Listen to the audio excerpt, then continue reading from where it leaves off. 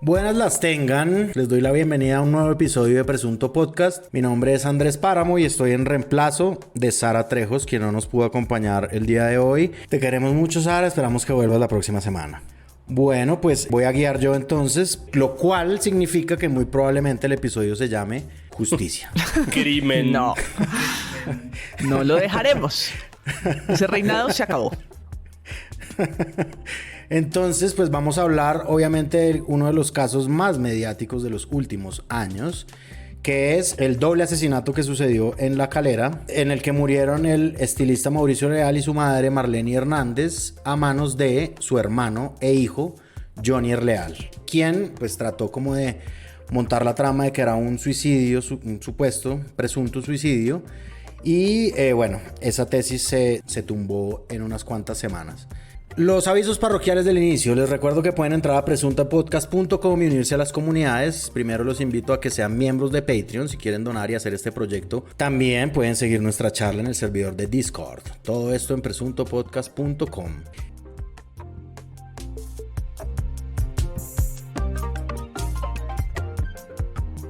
A mí me gustaría un pequeño capitulito antes de arrancar con nuestro podcast, y es que, como lo hemos anunciado desde el finales del año pasado, nosotros hemos querido y nacimos en Presunto Podcast con la idea de cubrir las elecciones, y pues este es un año electoral. Nosotros acabamos de tener el gran, y lo digo por el número de candidatos que era interminable, debate de la alianza El Tiempo con Semana.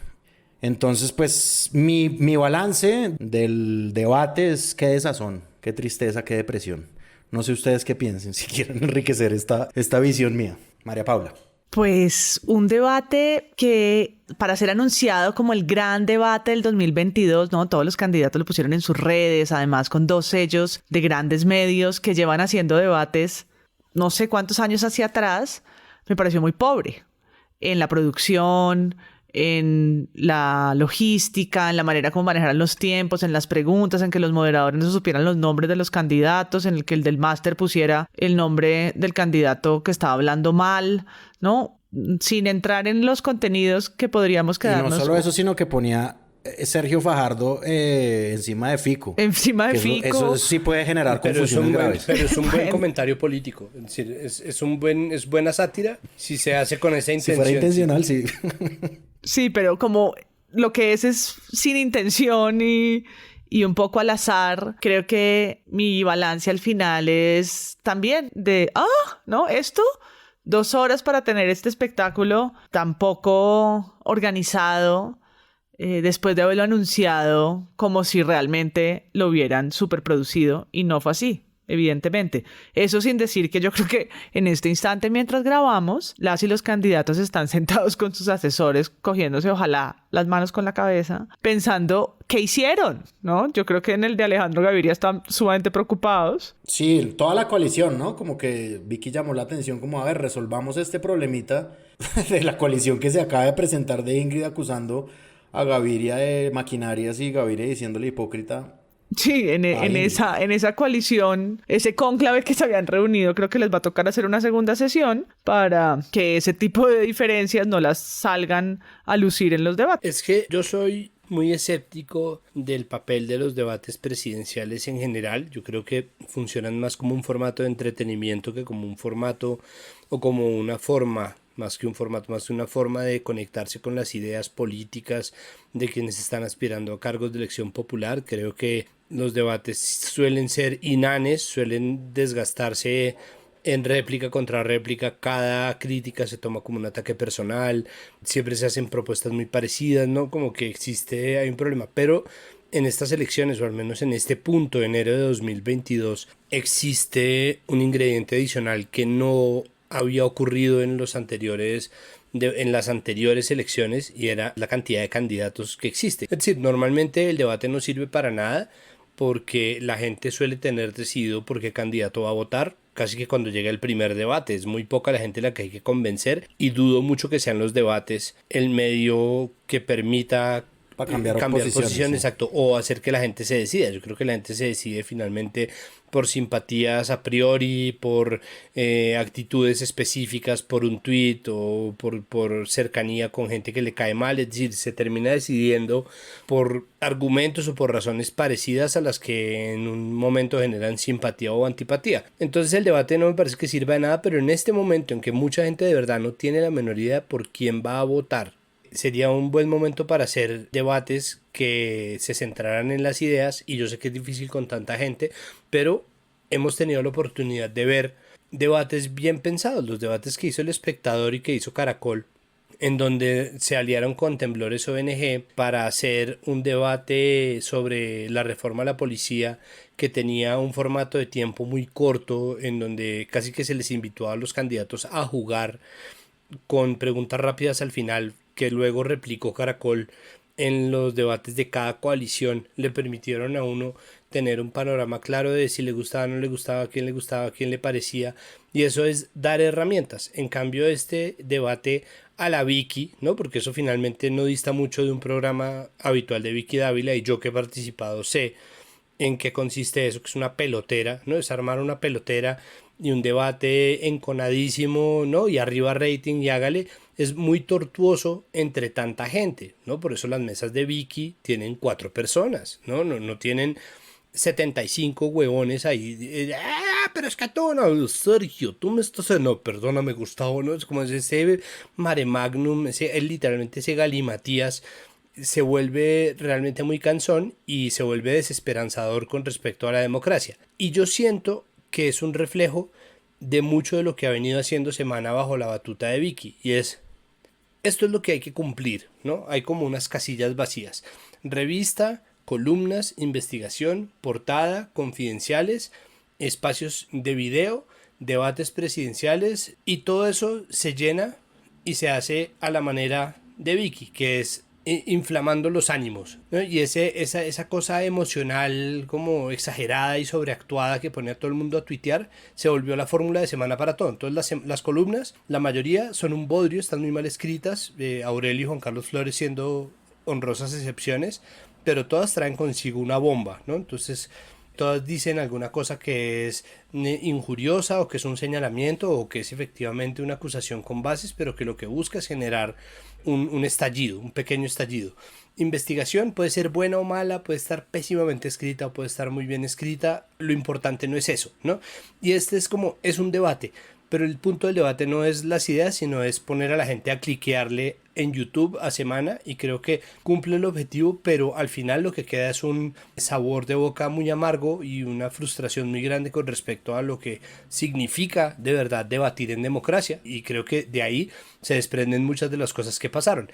Eso, o que a Vicky la mandaron a desenmascarar la coalición Centro Esperanza como un embeleco y una mentira, y lo logró con todo éxito. O sea, de pronto todo era un plan. Para desintegrar el centro, orquestado para jugarle a la polarización, que es una de las, como de los debates que hay en Estados Unidos, de que están jugando los medios, que los medios ya no compran desinformación, sino polarización. De pronto es la comprobación de esa teoría de conspiración. ¿Cómo sería que Fico estuvo tranquilo? O sea, ¿cómo sería que Fico estuvo tranquilo viendo esa pelotera? ¿No? Pues es que a Petro siempre le tiran, pero yo creo que Petro miraba eso y decía... ¿A Petro le gusta eso? No, Fico empezó con un chiste, como así va a quedar las elecciones. Primero yo, segundo Gustavo, ya lo subió a TikTok, ¿no? Él salió como... se lo gozó. Sí, Fico se comportó. Y yo creo que digamos que como parte de la arquitectura con la que tal vez no diseñaron esto, porque además también toca decirlo, como que lo que dice Santiago del arriba rating era mencionado cada tanto tiempo por Vicky Ávila. Queremos informarles que hay 60,000 espectadores, queremos informarles que hay 70,000. La periodista más buscada en sí, Google, como... es que eso es un patrón, Exacto, sí, no. Sí. Tuvo un dominio grande por parte de ella, un dominio mínimo por parte del director del Tiempo. Sí, fue casi que un debate de Semana con la audiencia sumada del Tiempo. Y creo que en la arquitectura de eso sí se pudo ver, digamos, como una cara más transparente de lo que es la política, como la democracia representativa, que sí es deplorable lo que vimos, ¿no? Es decir, como ese sermón que le dio Galán a Petro, casi sin medir el tiempo, acercándosele cada vez más, la desintegración de la coalición de la esperanza. En verdad fueron, yo creo que solo 2 personas las que no tuvieron una descompostura, que fueron Francia Márquez y Fico. De resto todos se veían como agotados, cansados, un poco también. Y a mí me parece que hay una lectura ahí, es que esto también es como un legado de Duque, ¿no? Como la posibilidad de que todos hablen, de que todos digan, de que de verdad el país está en ruinas y qué hacemos. Entonces sí, fue como, es decir, yo pasé una mala tarde, la verdad, viendo esa mierda. Porque además es la radiografía de los problemas, ¿no? La corrupción, el hambre, la pobreza, la educación. La violencia, las víctimas. Las víctimas, la impunidad, ¿no? Es como... uf. Pero, por favor, no dejemos de mencionar al público espantoso que atendió eso, que lo llevaron en camiones, le pagaron la boleta, lo libretearon, o había una persona detrás con un letrero para que abucharan, ¿no? Como en los sitcoms. Porque realmente era, pues, sorprendente para mal cómo funcionaban las reacciones de quienes estaban ahí sentados en el Nogal, si no estoy mal. Frente a ciertos candidatos. Viendo sí, claro, muy selecto, por cierto. Sí, parecía casteado por Víctor Muñoz. ¿No es el que arma las bodegas? La palabra al señor Petro, porque con cualquiera lo hubiera... Perdón. Sí. Aquí es igualdad de condiciones para todos. Para el que está en la punta y para el que está en esta punta. Así que... Después de hacer esta intervención, replico. Lo que tenemos que pensar, todos aquí hemos sido víctimas. Yo fui torturado y preso. Y mi mamá está exiliada. Discúlpenme, señores del público. Porque el exilio de mi mamá no es porque sí. Como si les hicieran una pregunta antes de entrar. ¿Usted por quién piensa votar? No, listo, entre. ¿Y en qué fila se hace?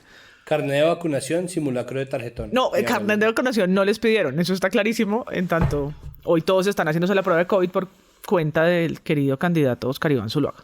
Ah, eso no lo sabía. Sí, salió positivo y entonces estuvo allá vociferando al lado de sus colegas y ahora todos pueden tener el positivo también y están omicroneados por culpa del debate. Y además, ay, marica, Oscar Iván Zuluaga, que es tan buen TikToker, gastándose el poco tiempo que le dieron para defender a Uribe, es como, nadie dice que lo ataque, pero al mismo tiempo es como, no te gastes, tienes un minuto para hablar. Tienes COVID, no lo desperdicies, no desperdicies ese oxígeno. Tienes el carisma de un pan rollo, como, no me jodas, como el carisma de una torta de pan.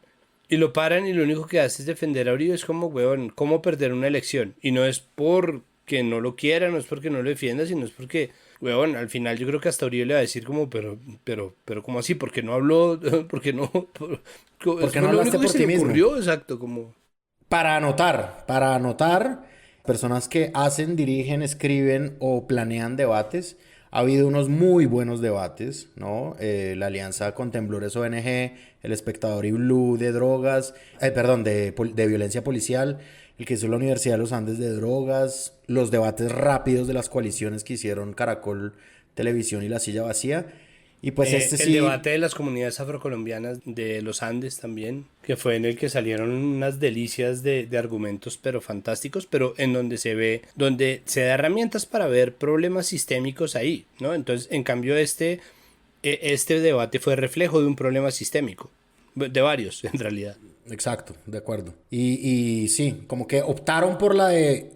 Hay muchos candidatos, hagamos un debate distinto, y pues estos de este último... Parece que no pudo con ese mensaje y decidió hacer ese rifirrafe. Sí. Bueno, si se hubiera llamado el rifirrafe desde un comienzo, yo habría comprado mejor. Pues, aunque se llamaba el cara a cara, ¿no? El cara a cara. Pero es que además es el cara a cara, cara, cara, cara, cara, cara, cara, cara, cara. Sí, eso era peor que un miércoles de protagonistas de novela, que era siempre el cara a cara. Sí, exacto. Pero son todas las caras. Y Rodolfo es el Haider Villa. Sí, él no vino a ser amigos, es verdad. No. Yo digo que la mejor reforma tributaria, y lo he venido diciendo, y es la base de mi campaña, es sacar todos los ladrones del gobierno.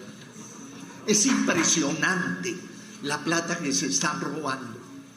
Yo tuve la oportunidad, y les comento, en la alcaldía.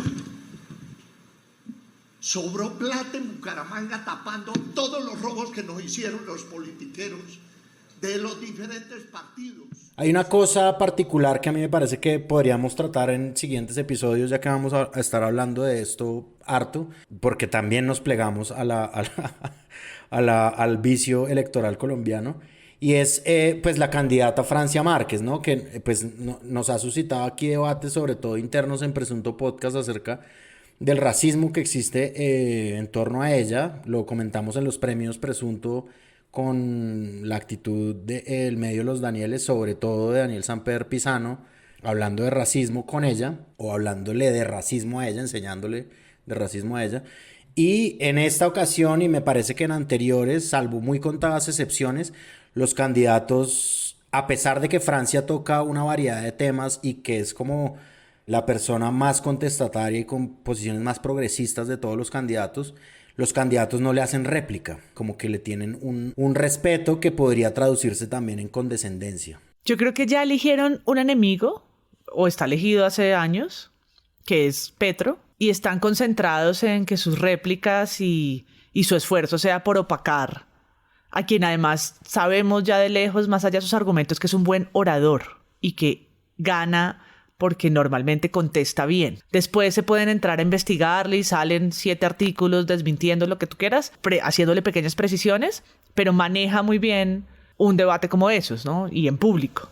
Y creo que se obsesionan con el que además le ven más probabilidades, y contra Francia asumen una posición de no tienes mucha probabilidad, no vas a salir elegida en el pacto histórico y no voy a ponerme la soga al cuello para irme en contra porque eso tiene un costo político muy alto, ¿no? Y en las redes no me van a sacrificar porque la posibilidad de que yo la embarre por mi privilegio, por blanco, por hombre, es tan alta que yo mejor ahí en ese terreno guardo el silencio que ya no le guardan a Petro. Y es como yo la veo como una culpa blanca de clase alta también, y de hombres de Estado, como, puta, el Estado le cayó allá encima toda la vida, ¿qué le vamos a decir, no? Sí, ¿quién le va a contradecir algo a Francia? No, es decir, Francia sí se ha visto muy libre, pero al mismo tiempo sí es un desperdicio que no se animen a debatir con ella.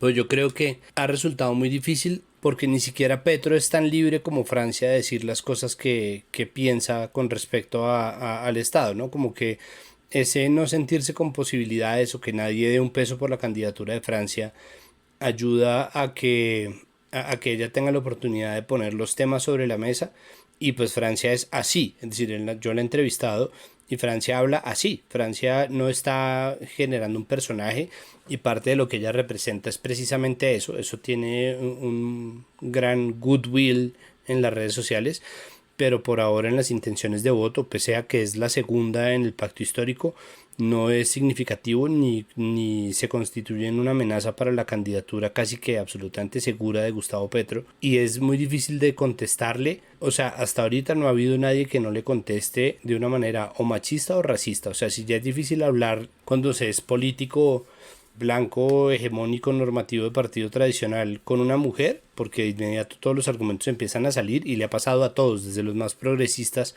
hasta los más conservadores.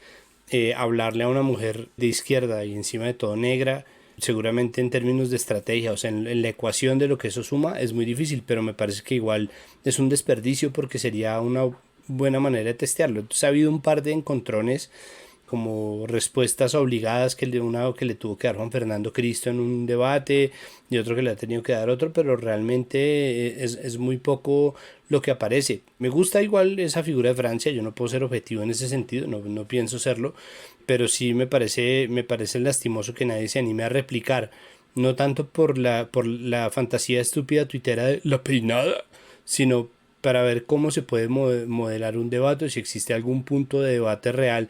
Mucho de lo que pasa en este país es racismo, ¿no? Es racismo sistémico y es machismo sistémico, y eso es algo que nadie puede negar. Hasta que ellos mismos no logren desentorchar ese nudo, va a ser imposible que le debatan con altura. De acuerdo. Y hay otra cosa, y es como una pregunta que hizo ella al principio del debate, que me parece que la persona que más legitimada está en una elección como esta para hacerla es ella misma, y es: ¿ustedes de qué están hablando? Que eso los pone muy contra las cuerdas, como sí, pues ustedes han gobernado, este mierdero es culpa de ustedes, ¿de qué hablan? Bueno, yo creo que pararse aquí a decirle al país que vamos a luchar contra la corrupción, cuando gran parte de los privilegios de muchos de los que aquí están presentes los han obtenido precisamente de la corrupción, yo creo que es mentirle al país. Hablar de corrupción implica evitar que niños y niñas se mueran de hambre en este país. Hablar de corrupción implica evitar que los recursos para que se lleve agua potable a los territorios, para que se lleve educación, se dilapiden por quienes han ostentado el poder del Estado y han usado de eso su propia empresa y han usado el Estado para obtener sus propios privilegios, mientras las mayorías viven en miseria. Yo creo que esto no es de discurso para convencer al país de quién es el mejor. Yo creo que este país los ha visto a muchos de ustedes actuar dentro de esta estructura de gobierno.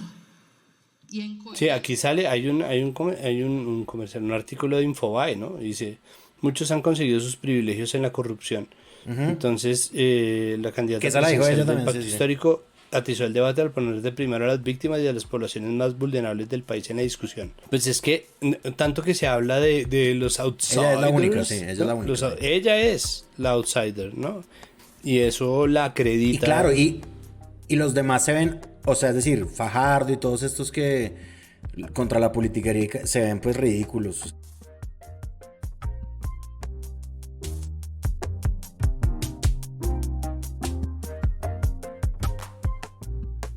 Si hubiera sido un episodio sobre el debate, se llamaría ¿De qué están hablando?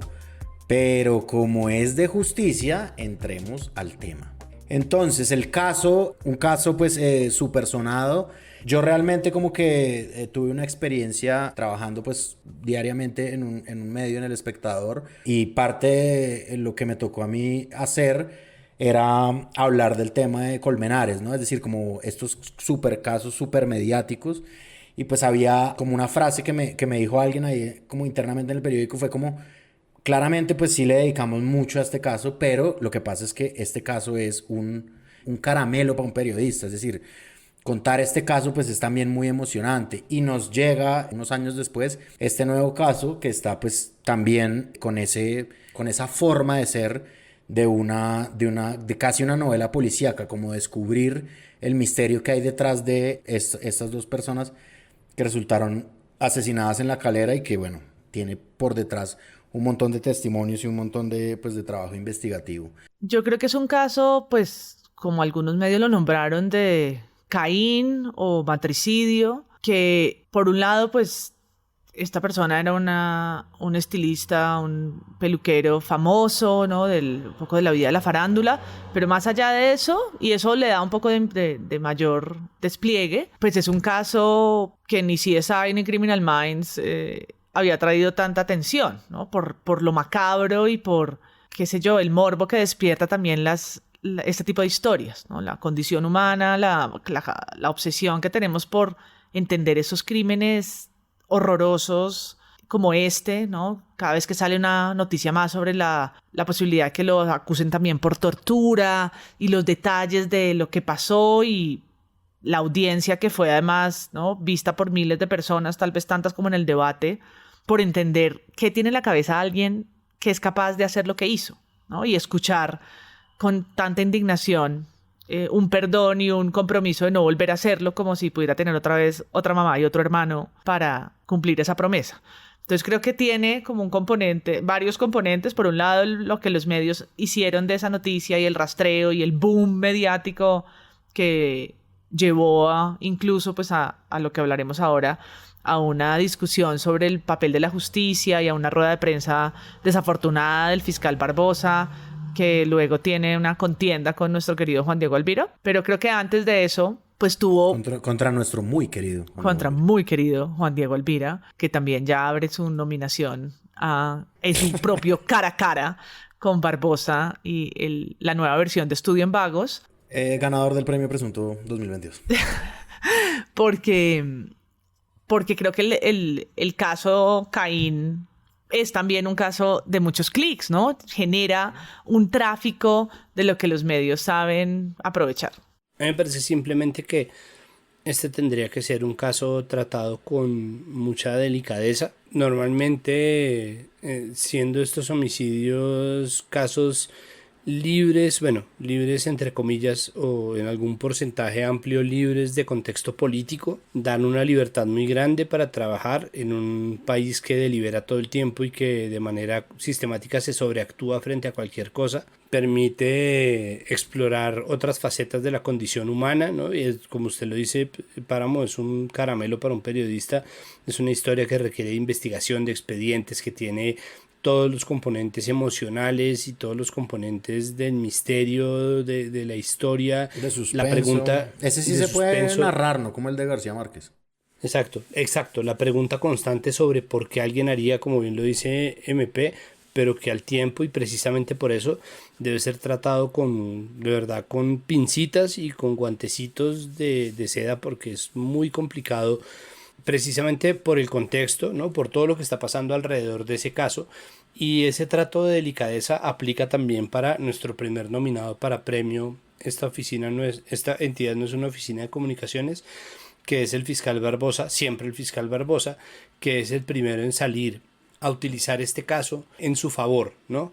Y ahí empieza algo de lo que estaba pasando en redes y que sube muy rápidamente a las esferas del poder, en donde eso no tiene cabida o no debería tenerla. Porque una cosa es que Alfonso 34 56 67 89 20 22 42 34 75, que tiene como avatar una foto de American Psycho, diga De Mr. asesinar, sí, de Mr. Robot o de Robert Smith, diga asesinar a tu hermano y a tu mamá es lo mismo que ofrecerle a la gente que vas a cambiar el petróleo por 12 millones de turistas, ¿no? Como compararlo con Petro, o que naranja 45 34 55 asterisco slash 77 guión carita sonriendo, diga este es una maldad equiparable al genocidio de 6.402 personas por parte del gobierno Uribe. Eso está contemplado dentro de los desmanes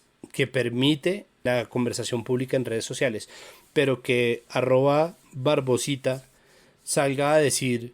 Yo creo que lo que vimos en los 3 últimos días es importante para el país en la medida en que brilló la Administración de Justicia y brilla la Administración de Justicia en cabeza también de la Fiscalía General de la Nación, que pudo presentarle al país cómo en 53 días, repito, en 53 días pudimos darle respuesta a un caso que tocaba lo más profundo. Estos 53 días fueron días que implicaron un trabajo investigativo que no es aislado de la Fiscalía General de la Nación. Es lo que hemos venido haciendo en los últimos 2 años. Es lo que nos ha permitido hoy tener... Todos estos elementos son elementos para que ustedes también tengan en cuenta de que no es solamente el resultado de lo que se vio en los últimos 3 días, sino es el trabajo integral de la investigación criminal en Colombia.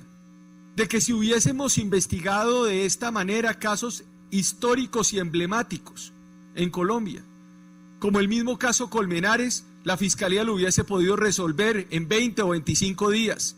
La mejor fiscalía de la historia. Claro, cuando además está claro que mientras más buscan el prestigio, más consiguen todo lo contrario, ¿no? Más quedan en evidencia. Pues primero es un espectáculo patético y segundo, pues suscita una conversación nueva que ahora sí mete en un contexto político todo lo que pasa y hace que la gente empiece a hilar fino. Entonces hay un montón de cosas que están pasando y de inmediato lo primero que le pasó a Barbosa fue que la gente dijo, ¿por qué cerraron este caso tan rápido? ¿No? Porque nadie está hablando de actividades de enriquecimiento ilícito, de presunto enriquecimiento ilícito, porque nadie está hablando de lo que estaba pasando con las finanzas del hermano, porque nadie está hablando de mimi. Otra gente dice, pero ¿por qué no estamos dando un debate sobre salud mental? Pero entonces, ¿por qué no están acusando a este señor de feminicidio? Y en gran parte esto pasa, o sea, esto iba a pasar sí o sí, pero este proceso se acelera precisamente porque Barbosa es un bocón de libro, ¿no? Es un fanfarrón de libro y ese espectáculo patético de estarse amasando, ¿no? Masajeando el ego con una crema Pond's con sus manitas de burócrata es lo que hace que la gente de inmediato apunte a destruirlo.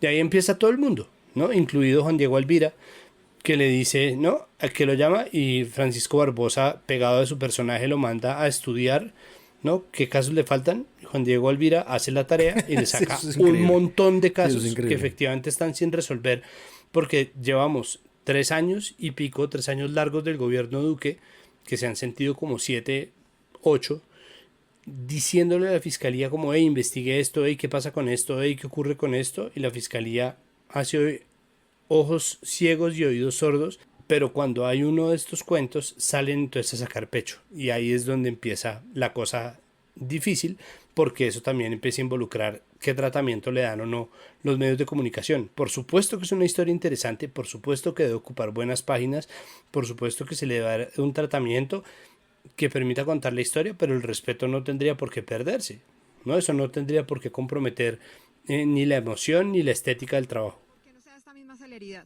Mire, para Juan, ¿cómo se llama? Juan Diego Alvira es Caracol. Para Juan Diego Alvira de Caracol, yo lo remito a él a que estudie un poquito lo que nosotros hacemos en la Fiscalía. Porque no puede haber en este momento frases tan desafortunadas y preguntas tan desafortunadas. Tenemos el 81% de esclarecimiento en crímenes colectivos o en masacres, como él llama. No es un secreto para nadie la congestión judicial y la escasez de justicia en nuestro país. Los datos son sencillamente alarmantes. De cada 100 delitos que se cometen en territorio colombiano, a duras penas se castigan 6. Colombia ocupa el 5º lugar de América Latina en el índice global de impunidad. El caso del famoso peluquero Mauricio Leal, eso sí, se resolvió en tiempo récord. Pero esto ha desatado esta pregunta entre la ciudadanía. ¿Qué pasa con los otros casos? Con los casos de los líderes sociales, de derechos humanos asesinados y donde también se reclama justicia. O del caso de la... No, y por un lado, pues aparecieron todos los titulares. Voy a leer, por ejemplo, el del Colombiano. La cronología del caso, asesinato de Mauricio Leal. El Espectador. Así fue como Johnny Leal mató a su hermano y a su mamá. Le contamos la cronología de los momentos más relevantes, abro hilo. Los datos, el tiempo, los datos ocultos de la tortura que sufrieron Mauricio Leal y su mamá. Y todo esto se desprende de la propia confesión. Tampoco es una gran investigación, unidad investigativa de la Fiscalía, ¿no? Esto nace de la confesión de quien lo hizo. Y luego Telemundo Digital pone el Caín colombiano, las pistas que dejó el confeso asesino de famoso estilista y de su madre. No, esto es como para uno de esos programas de crimen de la televisión por cable. Y luego, rápidamente, entonces, toda esa espuma mediática, incluso internacional, que despierta el caso, las fotos que hay de estos hermanos con su mamá, ¿no? Hay un montón de archivo del que se puede agarrar. Entonces empieza la Fiscalía a como aprovechar el momento para hablar sobre su gestión.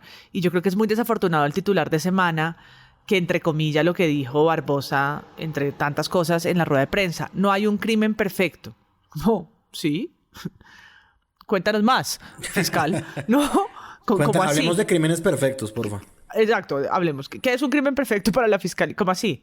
El crimen perfecto es el que tú no logras nunca entender e investigar. O sea, no, ¿qué es eso? ¿Cómo así? ¿No? Entonces no hay fiscalía perfecta o no hay crimen perfecto. Él quería explicar lo eficiente, fue la palabra que usó, ¿no? Lo eficiente que es la fiscalía en sus procesos, y eso es un tiro en el pie seguro, ¿no? Que es interesante que en esa rueda de prensa se la juegue Juan Diego Alvira a hacerle la pregunta incómoda, no sobre el caso que de nuevo, por confesión, podían haber entendido, sino todos los otros que están en fila y por los que hay un rezago enorme de impunidad. Hay una cosa ahí y es, o sea, incluso si la confesión aparece, la confesión de Johnny Leal aparece por el trabajo de la fiscalía que está recogiendo pruebas, es como si uno saca plata en un cajero automático y a las 2 horas lo llama a un call center a decir como, marica, usted estuvo en el cajero de no sé qué, ¿verdad? Sí, a tal hora, sí.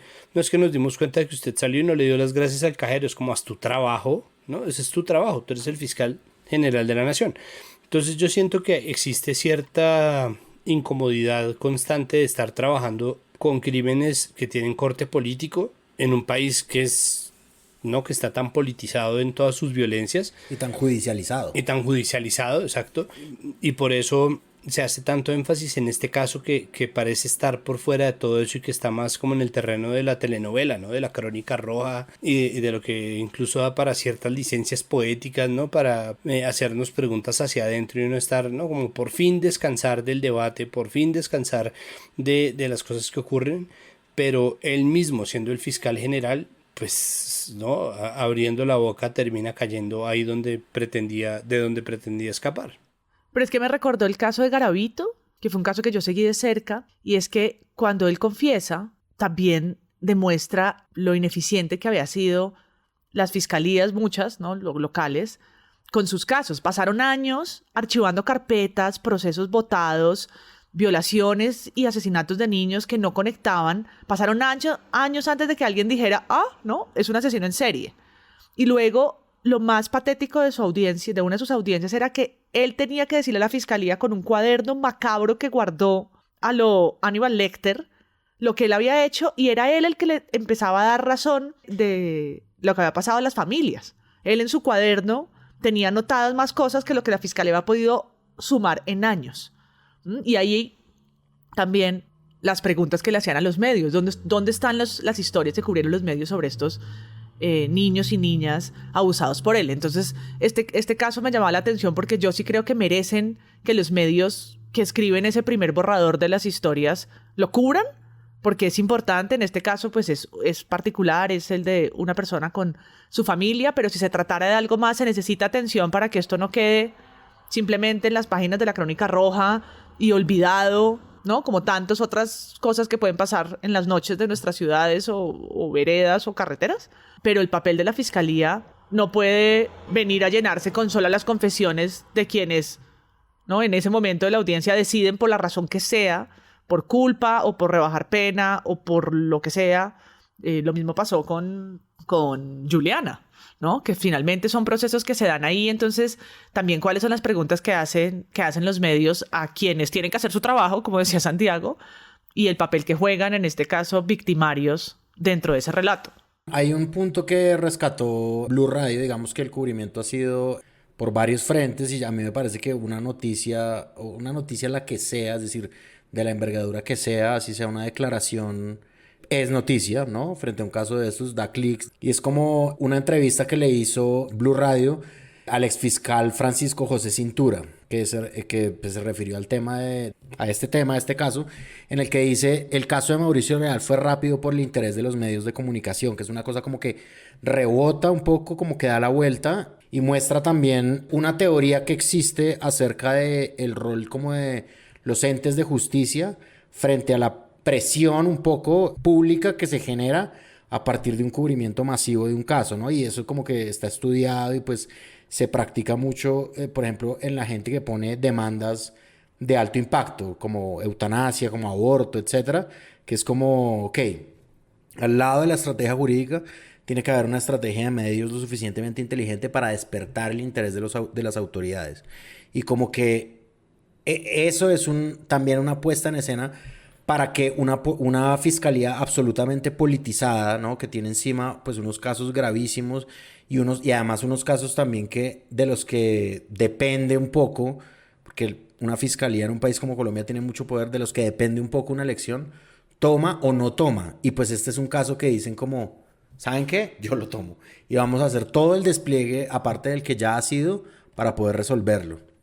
Una fiscalía en donde está además el mejor amigo del presidente. Es que de verdad el dossier es muy duro. O sea, ya que hablamos de casos, los antecedentes son muy bravos. Es decir, lo que existe en la bandeja antes de mirar las actuaciones de la fiscalía, los antecedentes que tiene pues son muy complicados, pero ahí viene una cosa que es importante que usted está diciendo, y es la representación mediática. Entonces sí termina importando, y es muy triste porque muchas veces muchos fiscales, no solamente Barbosa, han tenido que salir a decir que la corte de los medios o la corte de las redes sociales no sirve para nada, pero estamos viendo que un poco sí sirve, ¿no? Que un poco sí hay una corte que está pidiendo, y al mismo tiempo existe un jurado o un curador de esos casos que son los medios de comunicación. ¿no? Entonces tampoco termina siendo en vano que aparezcan o no aparezcan ciertos muertos en el flujo de noticias de ciertos canales. Tampoco pareciera ser, yo no creo en conspiraciones, pero tampoco pareciera ser en vano que se omitan cierto tipo de asesinatos en este país a la hora de ver las noticias de lo que podría llamarse el mainstream. Y entonces todas esas cuestiones, todos esos cuestionamientos empiezan a pesar sobre la figura, la reputación, el prestigio de los medios de comunicación, que pues está puesto en tanto entredicho aquí en este país, y se vuelve un tema que tiene muchísimas capas de complejidad, porque entonces justificaría o le daría la razón a toda la gente que está en este momento en todas las redes sociales pidiendo que se le ponga atención a su caso y tratando de armar un escándalo a ver a cuál se le hace el milagrito de la viralidad, ¿no? A mi perro lo decapitaron, atención, este señor cuidado porque este man es un... Cuidado porque hay una señora suelta y es que los atracos, ¿no? Y entonces y a eso se le suma la creciente presión, y esto ya lo habíamos hablado en un capítulo anterior, por la percepción de inseguridad. Entonces uno siente que los homicidios y los atracos y los homicidios por robo están desatados, y ese estado de crispación no puede salir nada bueno, y ahí viene también parte de lo que corresponde a la elegancia con la que se trata el tema del caso Leal. Da mucho empute porque además es la misma semana en la que se conoce la noticia en la que absuelven a Andrés Felipe Muñoz, que un juez en Medellín no encuentra suficiente material probatorio para declararlo culpable cuando le indujo un aborto a su novia. Entonces, que salga el fiscal a sacar pecho de los procesos y de su justicia, la misma semana en la que también con mucho despliegue mediático hay un reclamo enorme por el asunto de violencia de este personaje, ¿no? Entonces está la corte debatiendo el aborto, pero no termina, pero por el otro lado, echarle misoprostol no está tan mal visto y no hay tanta esa viralidad, entonces no funciona ahí para lo que estamos diciendo, ¿no? Porque hay un reclamo enorme por justicia de cómo se mira las decisiones sobre el cuerpo y sobre el aborto desde la mujer y desde el hombre, pero sobre eso haremos un episodio que Sara no me perdonaría que entrara a desplegarlo acá del todo, porque lo tenemos en presunto para uno próximo, pero todo esto sucede la misma semana. No, el asesinato de un guardián indígena, o sea, de un guardia indígena, Albeiro Camayo, de un menor de edad, y el asesinato de un defensor ambiental de 14 años. O sea, es un niño al que mataron a bala, y ahí esos casos terminan saliendo, ¿no? Aparecen apenas un poquito, pero casi que uno siente que están condenados a no resolverse, y el hecho de que digan que la presión mediática sí acelera los casos, pues simplemente lo hace que al menos sea importante dar un debate sobre cómo hacemos para que estos casos se vuelvan mediáticos, o quién está frenando que estos casos se hagan más visibles cuando deberían serlo. Sí, exacto, como que tanta presión se hace para que se pueda resolver, para que no quede en la impunidad, que es como una sensación que de nuevo tienen todas las personas de acá, ¿no? Como la justicia no funciona es en este tipo de novelones. Sí, pues es que además quieren una historia, quieren un caramelo. Detrás de este niño hay una historia, seguro, y hay unas motivaciones, hay planes que se truncaron, existen aspiraciones y existen sueños que no fueron cumplidos, y hay un montón de clichés esperando a ser utilizados en pos de un asesinato que no pareciera que fuera a ser resuelto, y que nos devuelve a otra vez el mismo contexto político de el racismo, la violencia contra los defensores de los ecosistemas claves o de territorios, la violencia contra indígenas, la violencia contra la guardia indígena, lo que nosotros contamos o hablamos acerca de la presencia indígena en la vida política, tantas vainas que se vuelven difíciles y que seguramente también motivan que en las salas de redacción haya una reticencia constante a tratar o a empujar a la fiscalía a tratar estos temas, pero ahí vuelve, o sea, no es en vano que la gente piensa que hay una conspiración. Hay un tema que a mí me gustaría tocar y es como lo contrario, ¿no? La valentía que tienen algunos medios de comunicación de generar unas investigaciones profundas acerca de ciertos casos en los que la fiscalía sí no tiene tanta celeridad y no tiene tanta envergadura ni tanta eficacia. Obviamente rescatamos claramente el tema de Juan Diego Alvira. Pues es que lo del fiscal se metió con el que no era, sinceramente. Como vaya y estudie, y él pues va y estudia, ¿no? Y le saca este dossier de cosas que no se han podido hacer. Sí, no le den plan a Juan Diego que saca el cassette, ser tablero, coso táctil, ¿no? Como títere, o sea, lo que tenga a la mano. Es como, él va a hacer la tarea, Yo no sé si ustedes vieron el tuit cuando pasó lo de García Márquez, que no me acuerdo quién, salió con un tuit como de, mañana Juan Diego Alvira disfrazado de hijo de García Márquez. Pero digamos como que sí, como que a veces los medios se toman una tarea investigativa, obviamente también es como una parte de sus funciones, pero es una tarea investigativa que excede las investigaciones por lo menos de esta fiscalía, pero también ha sucedido con fiscalías anteriores. Y es como, digamos, mezclando como los dos temas de los que hemos hablado hoy, los dos temas grandes, porque yo vi a Oscar Iván Zuluaga hablando en el debate de lo que tenemos que hacer son unas unidades de búsqueda para este tipo de delitos económicos. Y entonces cuando hagamos esas unidades de búsqueda, que eso es gasto estatal también, a pesar de que ellos apoyen la austeridad del Estado, hacemos unas unidades de búsqueda de la fiscalía bien berracas para averiguar, por ejemplo, lo que sucedió con temas económicos como lo de los 70.000 millones de centros poblados, que es al mismo tiempo como una aceptación que ellos no dicen, pero el subtexto es ese, que es como, ok, pero una periodista sí lo pudo hacer, ¿no? O sea, una periodista se puso a la tarea, lo investigó, lo denunció, resultó siendo verdad, se fue la ministra. Y hay unas veces que los medios de comunicación tienen como, yo no creo que esa capacidad de una entidad estatal, pero sí la voluntad para averiguar el destino de ciertos casos, y me gustaría como hablar de eso. Pues yo creo que hay varios y sobre todo recientes. Creo en parte porque sí hay un asunto de tecnologías que lo ha hecho más posible para el periodismo. O sea, yo creo que hay ejercicios que hace 30, 40 años, aunque el periodismo quisiera hacerlos, no tenía las herramientas. Sí, hoy puede pues mirar el SECOP con todo lo que hemos dicho de alguna manera más fácil, porque no tiene que ir allá a buscar la carpeta, y también porque todos estos análisis de material de código de fuente abierta y demás, y la ayuda de quienes por un lado pueden hacer Panama Papers y scrapear no sé cuántas miles de bases de datos, o por otro lado juntar una cantidad de videos e imágenes de redes y geolocalizarlos, encontrar el ángulo, revisar y confrontar imágenes como lo hace Forensics, Bellingcat en proyectos que han trabajado acá en Colombia con 070, con Baudó, con la Liga contra el Silencio, pues dan unas herramientas que la Fiscalía no ofrece o por lo menos no publica, y no lo hace con la rapidez y con la agenda que sí mueve al periodismo. Entonces el último, que tal vez es el de Lucas Villa, pues es un video de 20 minutos que reconstruye la posición, es forense, ¿sí? La posición de los cuerpos, cómo cayeron, el de Dylan recorre la trayectoria de la bala, ¿no? El movimiento de los carros, la dirección por la que salieron, las cámaras de seguridad.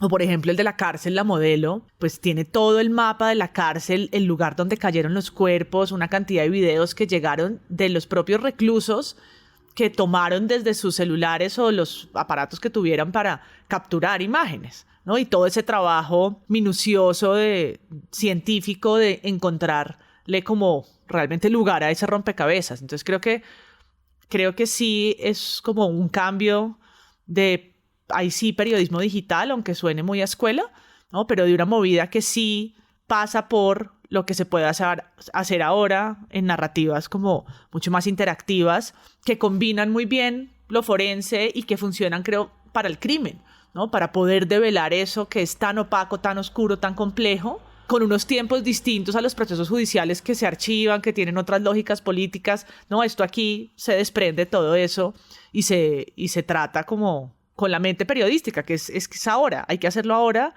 porque la agenda se aplasta, y esto no es para estar como en el caso de Ginette 20 años sometido a un proceso revictimizante para que sus victimarios sigan libres, porque realmente la responsabilidad del Estado no termina de darle justicia completa, ¿no?, al caso de Ginette. Pues es que en eso es donde, por eso yo creo que en el podcast no la jugamos por el cuento de la narrativa, y es ¿hasta qué punto es posible aplazar tanto una sentencia, una investigación, contando un cuento, ¿no? O 1000, ¿no? Que la víctima en realidad era victimario, que la víctima entonces que era un tal por cual, o que era un infiltrado de no sé qué, ¿no? Y empezar a contar esos cuentos que nos evita realmente mirar y hacer el trabajo de la fiscalía, hacer ese trabajo pues corresponde a darse una pela que muchas veces hace sentir incómodo al poder que finalmente los pegó ahí, y ahí es donde se ve qué tan vulnerable es nuestra democracia en términos de cómo se eligen los entes, pues la fiscalización, si los entes de control, y eso es gravísimo.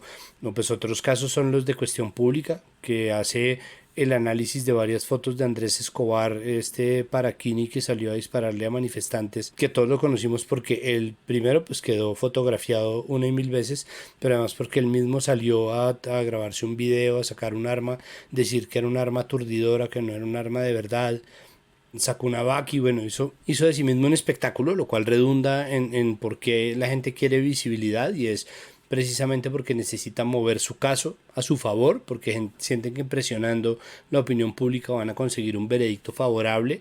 Y Cuestión Pública hace un análisis de todas las fotos que hay disponibles y muestra que el man no tenía un arma aturdidora, sino otra distinta, que muy posiblemente era un arma letal, un arma de fuego letal. Eso es un trabajo que la Fiscalía podría haber hecho, pero hizo Cuestión Pública, y gracias. Y Cuestión Pública hizo la investigación sobre qué pasó en el Éxito, porque lo estaban volviendo una guerra de narrativas, de claro, es que ustedes le cargan tirria a los empresarios, y entonces están diciendo falsamente que aquí asesinaron gente, aquí no asesinaron gente, y Cuestión Pública lo que dijo fue, pero miremos qué pasó acá, ¿no? Y se metieron a ver, y sí, efectivamente, no asesinaron gente, pero sí tuvieron a la gente retenida en lugares que no eran para eso, y eso también es un resultado, es decir, las investigaciones no se hacen para conseguir un resultado predeterminado por quien está investigando. Las investigaciones son una pregunta que se lanza y que se resuelve con el tiempo, y la Fiscalía no puede pretender resolver solamente los casos cuyo veredicto no implique al gobierno, por ejemplo, o no implique al Estado o a la fuerza pública, y eso es lo que parece que está pasando, porque este país o este gobierno le ha hecho, ha fichado, ha perfilado, ha señalado, ha tildado de mentirosos y ha fingido ciberataques cuando existen críticas e imágenes que la Fiscalía podría estar utilizando para determinar causas, autores materiales, autores intelectuales, momentos, haciendo el croquis, no sé, todo lo que tenga que hacer en casos de asesinato como el de Santiago Murillo, como el de Lucas Villa, como el de Dylan Cruz, y no lo está haciendo con los videos ahí, el material probatorio está ahí, no tiene, o sea, es público, lo hemos visto todos, entonces eso hace que sea más urgente ese cuestionamiento que se le hace a la Fiscalía de Barbosa. Y hay, por ejemplo, hay dos componentes en los que yo quisiera redundar un poco, y es en los componentes y esto termina uniéndolo con nuestro primer tema, raza y género. Por casos, por ejemplo, como el de Rosa Elvira Celi, ¿no? En donde existe no solamente una inoperancia policial, una inoperancia investigativa previa, es decir, una persona que ya tenía encima crímenes, violencia de género, que había estado recluido por eso, no se le hace un seguimiento. Y que paréntesis, eso es tendencia, ¿no? O sea, muchas de los victimarios, es un patrón. de los victimarios de feminicidios tienen casos previos, o mujeres víctimas que ya han denunciado a sus acosadores o sus abusadores sin que nada ocurra. No, pues ahorita un señalado de feminicidio, o que estaba al menos declarado culpable de violencia de género, alguien que tenía un caso muy probable en contra suya, lo dejaron defenderse en libertad porque no consideraron que se tratara de una amenaza para la sociedad. Es de ese tamaño. Entonces esa inoperancia es la que termina haciendo víctima a Rosa Elvira Celi, y lo que se pretendió desde un comienzo fue echarle la culpa a ella, hacer que fuera culpa de la víctima, y después las investigaciones, muchas de la prensa, pusieron de manifiesto la inoperancia institucional cuando además habían recibido una llamada de Rosa Elvira, cuando no fueron capaces de hacer vigilancia sobre una persona que ya tenía antecedentes, lo que nos ha costado, ¿no? Lo que le ha costado a un montón de activistas, porque no es paseo, pero lo que le ha costado a un montón de activistas convertir el feminicidio en un delito tipificado con nombre propio. Es lo mismo que ha pasado con todos los guardias indígenas, con los asesinatos de líderes sociales, con los asesinatos por riñas y por todo lo que está pasando por en Buenaventura, ¿no? Como quieren resolver casos, ahí está, si resuelvan, hay un montón de casos que están ahí, Y es imposible no pensarlo desde esas dos categorías, género y raza, que hacen que se complique un caso, mientras que el caso mediático del estilista de las celebridades, que es un caso horrible que no tendría por qué haber pasado, que es absolutamente doloroso y deleznable, termina volviéndose en fuente de revictimización de muchas maneras, ¿no? Incluso para las mismas víctimas, a quienes se le usa como plataforma de debate político y a quienes se usa para volverlos en un informe de gestión de una fiscalía que a final de cuentas, y que si no nos lo diga Juan Diego Alvira, pues tiene unas deudas gigantescas con la sociedad y con su propio trabajo. Además es que no van a alcanzar los medios para hacer eso, es decir, estamos resaltando los trabajos forenses o de investigación y escrapeo como los de Cuestión Pública, pero es que no podemos esperar que eso suceda con cada caso, ¿no? Ya quisiéramos que Forensics hubiese reconstruido a Rosa Elvira Celia, a Juliana Zamboni y a cuántos asesinatos más, pero es que eso no va a ser posible, ¿no? Estamos hablando de algunas historias que se hicieron por alianzas con esas organizaciones dedicadas a esto, pero es que esa no es la tarea principal del periodismo y no tiene la capacidad, ¿no? Necesitamos 50 cuestiones públicas, 70 070s para hacer la tarea que debería estar haciendo las unidades investigativas de las fiscalías. Pues no, la tarea es de ellos. Por supuesto, el periodismo señala, da claridad, identifica y aporta en ese escenario datos sobre los hechos, pero la responsabilidad principal recae en quienes tienen esa quienes tienen esa tarea. Pues sí, un debate muy nutrido acerca del rol del periodismo judicial, que seguramente daremos más, porque en este país los casos no se agotan y el periodismo judicial de todas formas es una fuente gigantesca pues de historias sobre el poder también que existe en Colombia. Santiago Rivas. Muchas gracias como siempre por la invitación, un gusto. María Paula Martínez. No, gracias, y este será uno de otros tantos, yo creo que serán muchos, debates que vendrán a la mesa de Presunto en los próximos meses. Embrace. Y por aquí quien les condujo el programa, su servilleta Andrés Páramo. No, Rodrigo, no le vaya a quitar su servilleta Andrés Páramo como el último capítulo que le quitó eso. Ese es mi sello, hermano. Hasta la semana que viene.